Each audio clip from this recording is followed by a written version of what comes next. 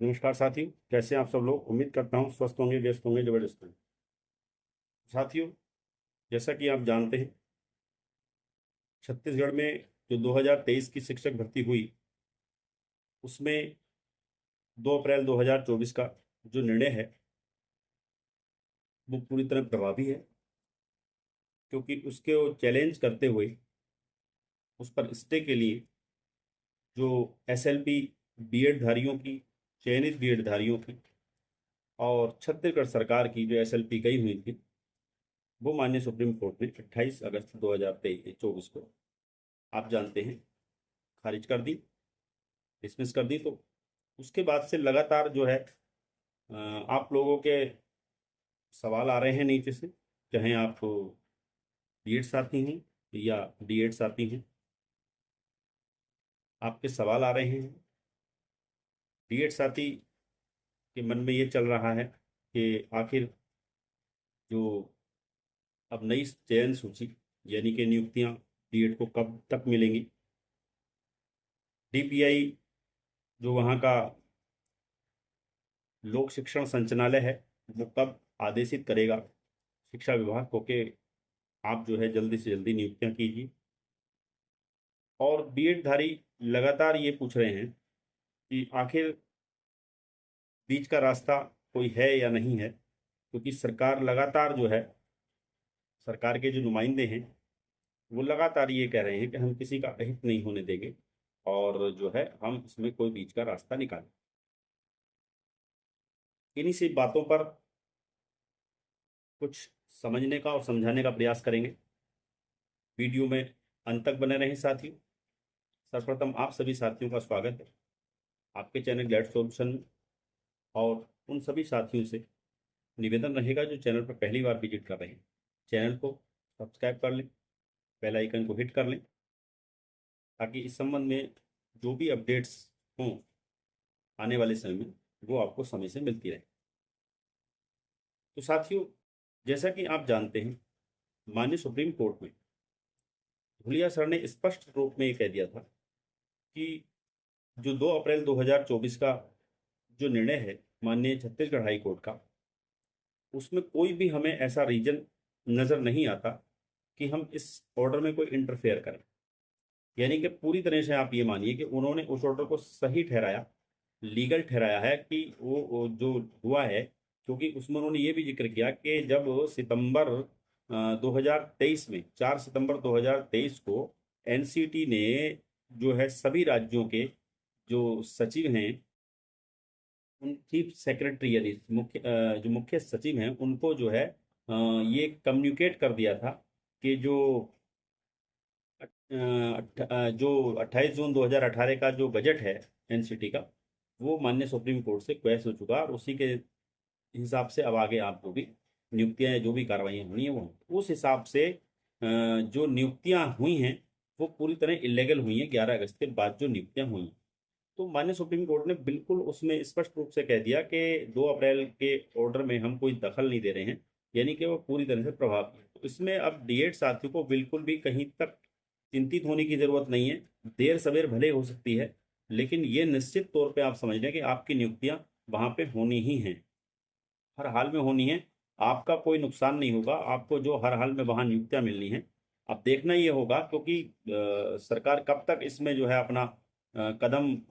आगे लेके आती है और आपको नियुक्तियां देती है। क्योंकि अभी हाल ही में आपको बता दूं कि जो डिपार्टमेंटल ट्रेनिंग होती है शिक्षकों की, जो छत्तीसगढ़ में डिपार्टमेंटल हाल ही में अभी शिक्षकों की ट्रेनिंग हुई है, तो उसमें वहाँ पर शिक्षा विभाग ने जो है, या सरकार ने कहे, शिक्षा विभाग ने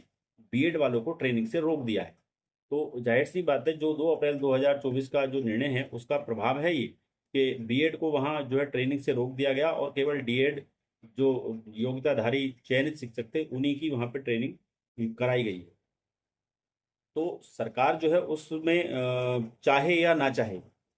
दोनों कंडीशनों में उसे इम्प्लीमेंट करना पड़ेगा 2 अप्रैल 2024 का निर्णय। और जो डीएड साथी हैं वो पूरी तरह निश्चिंत रहें, बेफिक्र रहें, उनको जो है नियुक्तियां मिलनी है, और ये तय बात। अब बात करते हैं जो बीएड साथियों का लगातार एक सवाल आ रहा है, क्योंकि सरकार के नुमाइंदे लगातार ये बात कह रहे हैं, चाहे वो मुख्यमंत्री जी हों, चाहे शिक्षा मंत्री जी हों, या विधायक हों या जो भी मंत्री हों, वो लोग लगातार यही कह रहे हैं कि हम इसमें किसी का कोई अहित नहीं होने देंगे और जो है बीच का कोई रास्ता निकालेंगे, यानी बीएड, चयनित बीएडओ की, बीएड जो है उनकी नौकरी को बचाने के लिए। तो साथियों देखिए, सरकार के हाथ बंधे होते हैं कोर्ट के सामने, यानी कोर्ट के ऑर्डर के आगे सरकार के हाथ बंधे होते हैं। और आप जानते हैं सुप्रीम कोर्ट से बड़ी अदालत कोई है नहीं, वहां पर इस मामले में आप समझ रहे हो सारी याचिकाएं खारिज कर दी गई। तो कोर्ट के रास्ते लगभग जो है बंद हो चुके हैं। बीएड उन चयनित बीएड के लिए जो 11 अगस्त 2023 के बाद नियुक्त हुए, क्योंकि अगर बीएड के पास अगर कुछ है तो वो केवल एक क्यूरेटिव पिटिशन का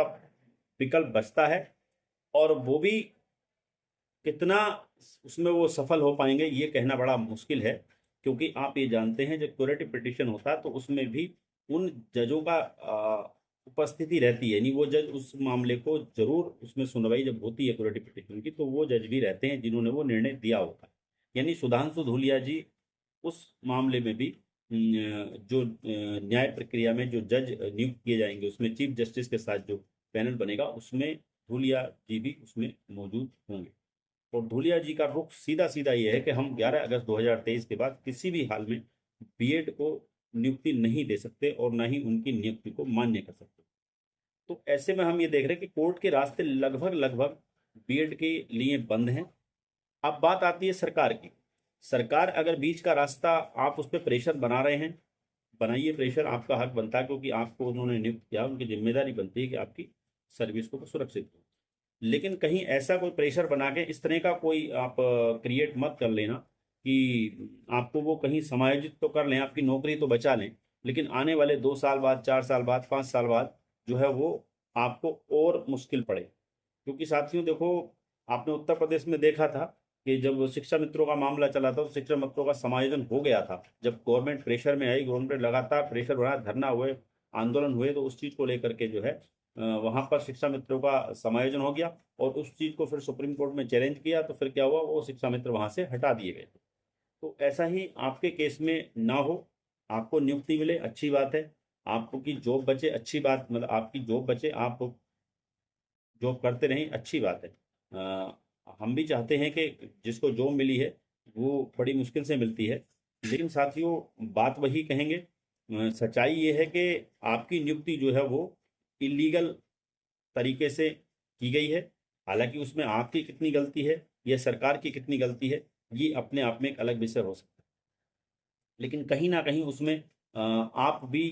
इन्वॉल्व हैं उस गलती के अंदर, जो जिस तरह से आपकी नियुक्तियां हुई। तो साथियों सरकार पे कहीं ऐसा दबाव मत बनाइए कि सरकार मान लीजिए समायोजन कर ले, नए पद सृजित करके समायोजित कर ले आपको, तो समायोजित कर लेगी तो वो लोग कोर्ट चले जाएंगे जिन जो उन पदों की इंतजार में बैठे हैं वैकेंसी के लिए, कि नई वैकेंसी आएगी और उसमें हमें मौका मिलेगा, वो लोग कोर्ट चले जाएंगे। तो ऐसे में हम यही कहना चाहेंगे बीएड धारियों से कि बीच का रास्ता तो समझ के अपनाना, कहीं ऐसा ना हो कि आने वाले 4 साल 5 साल बाद आपके पास जो आज मौके हो सकते हैं वो मौके भी ना रहें और आप जो है फिर इधर के और उधर के कहीं के ना रहें। तो मेरा तो कहना यही है कि सरकार के हाथ कोर्ट के सामने बंधे हुए हैं, मुझे नहीं लगता सरकार इसमें कुछ कर पाएगी। और अगर वो पदों को सृजित भी करती है, नए पद भी अगर निकालती है, तो नियुक्ति तो फिर भी 11 अगस्त 2023 के बाद की ही मानी जाएगी। ऐसे में सवाल ये नहीं है कि डीएड वालों को नौकरी दे दो, सवाल ये नहीं है कि डीएड वालों को नौकरी दे दो, उन्होंने ये कहा कि डीएड वालों को नौकरी तो देनी ही देनी है। वो तो छत्तीसगढ़ हाई कोर्ट का निर्णय 2 अप्रैल 2024 का है ही, उसमें आपको डीएड को नियुक्ति तो देनी ही देनी है और बीएड को हटाना है, ये भी तो है, बीएड को वहां हटाना है।